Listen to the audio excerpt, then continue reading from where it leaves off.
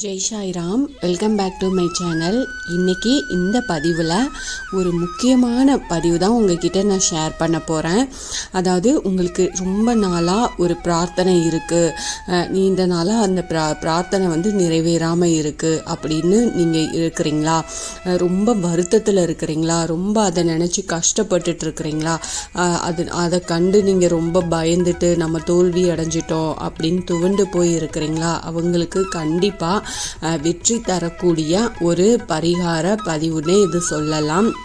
நிச்சயமாக வாழ்க்கையில் முன்னேற்றம் உங்களுக்கு கிடைக்கும். நீங்கள் எதை பற்றியும் கவலைப்படாதீங்க. நமக்கு ஒரு பிரச்சனை இருக்குது அப்படின்னா அதுக்கு உண்டான வழியும் கண்டிப்பாக கடவுள் நமக்கு காட்டுவார். வெற்றியை தருவதும் தோல்வியை தருவதும் இந்த இறைவன் கிட்ட தான் இருக்குது. நாம் செய்யும் முயற்சி ஒரு பக்கம் இருந்தாலும் ஒரு பக்கம் இறை வழிபாட்டையும் நாம் செஞ்சுட்டு வந்தோம் அப்படின்னா நிச்சயமாக அந்த விஷயத்தில் நாம் வெற்றியடைய முடியும். அதனால நீங்கள் ரொம்ப கஷ்டத்தில் இருக்கிறீங்க, எனக்கு ஏன் இவ்வளோ கஷ்டம் இப்படியெல்லாம் நினச்சிட்ருக்கிறீங்க அப்படின்னா இப்போ நான் இந்த பதிவில் கொடுக்குற வழிபாட்டு முறையை, இந்த பரிகாரத்தை நீங்கள் கண்டிப்பாக செஞ்சு பாருங்கள். நிச்சயமாக உங்களுக்கு கை மேலே பலன் கொடுக்கும். என்னோட சேனலுக்கு தொடர்ந்து சப்போர்ட் பண்ணுங்கள், லைக் பண்ணுங்கள், ஷேர் பண்ணுங்கள், கமெண்ட் பண்ணுங்கள், மறக்காமல் சப்ஸ்கிரைப் பண்ணுங்கள், பெல் ஐக்கானை கிளிக் பண்ணுங்கள். நம்ம மனதில் இருக்கும் குறிக்கோள் அப்படிங்கிறது எப்படிப்பட்டதாக வேண்டும்னாலும் இருக்கலாம். வீடு வாங்கணும், வாகனம் வாங்கணும், நல்லா படிக்கணும், நல்ல வேலைக்கு போகணும், நல்லா பணம் சம்பாதிக்கணும், நம்ம குடும்பம் சண்டை சச்சரவு இல்லாமல் நல்லபடியாக சந்தோஷமாக மகிழ்ச்சியாக இருக்கணும் இப்படின்னு உங்கள் மனதில் இருக்கும் வேண்டுதல், குறிக்கோள் இல்லைன்னா லட்சியம் எப்படினாலும் வச்சுக்கலாம். இதை நிறைவேற்றுறதுக்கு ஒரு சுலபமான வழிபாட்டை தான் நாம் இந்த பதிவில் பார்க்க போகிறோம். இந்த பரிகாரத்தை காஞ்சி மகா பெரியவர் கஷ்டத்தோடு வந்த தன்னோட பக்தருக்கு சொன்னது. இதுக்கு தேவைப்படும் பொருள் பார்த்திங்கன்னா புதுசாக 16 மண் அகல் விளக்குகள் வாங்கிக்கோங்க. ரொம்ப எளிமையான பரிகாரம் தான். கண்டிப்பாக 16 மண் அகல் விளக்குகள் வாங்கிக்கோங்க. பஞ்சு திரி வாங்கிக்கோங்க, நெய் வாங்கிக்கோங்க. இல்லைன்னா உங்களால் முடியாதுன்னா நல்லெண்ணெய் இருந்தால் கூட ரொம்ப உத்தமம் தான்.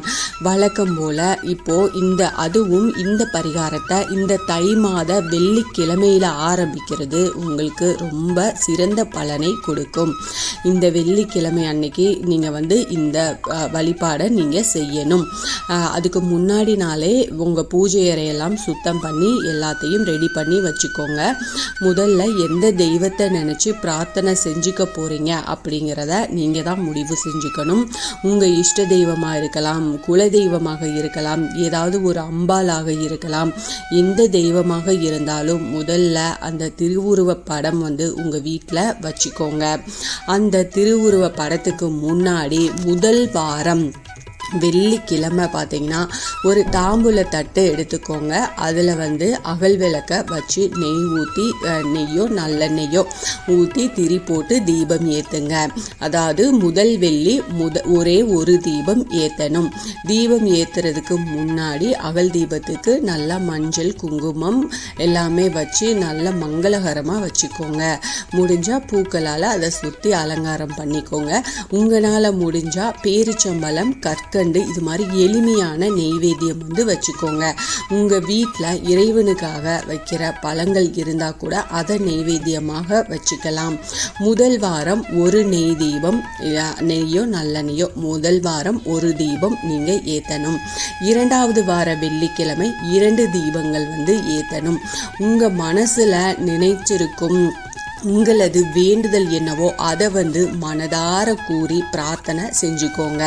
3வது வெள்ளிக்கிழமை 3 தீபம் ஏற்றணும். 4வது வாரம் 4 தீபம் ஏற்றணும். இப்படி படிப்படியாக 16 வாரமும் தொடர்ந்து தீபம் ஏற்றி உங்களுடைய பிரார்த்தனையை உங்கள் இஷ்ட தெய்வத்துக்கு முன்னாடி நல்லா பிரார்த்தனை செஞ்சு வச்சுக்கோங்க. 16வது வாரம் முடிவடையும் நேரத்தில், அதாவது 16வது தீபத்தை நாம் ஏற்றி மொத்தமாக 16 தீபம் வந்து ஏற்றி வச்சுருப்போம்.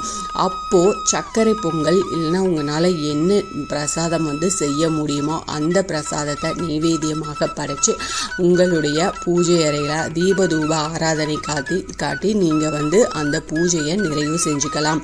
இந்த பரிகாரம் வந்து பார்த்தீங்கன்னா 4 மாதங்கள் வந்து உங்களுக்கு தொடர்ந்து வரும். ஏன்னா 16 வாரங்கள் நாம் செய்கிறோம் இல்லையா. உங்களது முயற்சியையும் கைவிடாமல் இந்த பரிகாரத்தையும் கைவிடாமல் தொடர்ந்து நீங்கள் செஞ்சுக்கிட்டே வாங்க. நிச்சயமாக உங்கள் மனதில் நினைச்ச காரியம் வந்து வெற்றியடையும். ஆண்களாக இருந்தாலும் இந்த தீபத்தை ஏற்றி வழிபாடு செய்யலாம்.